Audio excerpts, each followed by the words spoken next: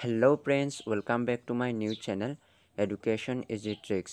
Friends, মই ইয়াত class 6 পৰা ক্লাছ 8 লৈ সমাজ বিজ্ঞান কিতাপখনৰ ভিতৰত থকা কিছুমান ইম্পৰ্টেণ্ট কুৱেশ্যন আলোচনা কৰোঁ য'ত আপোনালোকৰ গ্ৰেড 3 আৰু গ্ৰেড 4ৰ বাবে সুবিধা হ'ব। চ' তাৰ বাবে মই ভিডিঅ'সমূহ প্লেলিষ্ট বনাই দি দিছোঁ যাতে আপোনালোকে তাত গৈ ভিডিঅ'সমূহ ক্ৰমে চাব পাৰিবা। গতিকে বলা আজিৰ ভিডিঅ'টো ষ্টাৰ্ট কৰোঁ। আজিৰ প্ৰথম প্ৰশ্নটো হৈছে ভাৰতীয় সংবিধানৰ ৭৩তম আৰু ৭৪তম সংশোধনী আইন কেতিয়া গৃহীত হয়? ১৯৯২ চনত। অসমত কেতিয়া অসম পঞ্চায়তীয় আইন গ্ৰহণ কৰে? ১৯৯৪ চনত।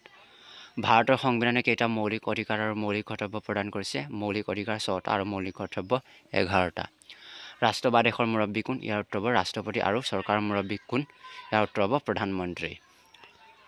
ৰাইজৰ মুৰব্বী কোন? ৰাজ্যপাল। নেক্সট, ভাৰতৰ সেউজ বিপ্লৱৰ পিতৃ হিচাপে কাক আখ্যা দিয়া হয়? তামিলনাডুৰ ডক্টৰ এম.এছ. স্বামীনাথনক আখ্যা দিয়া হয়। ভাৰতৰ প্ৰথম ঐতিহাসিক সাম্ৰাজ্যখনৰ নাম কি? ইয়াৰ উত্তৰ হ'ব মৌৰ্য সাম্ৰাজ্য।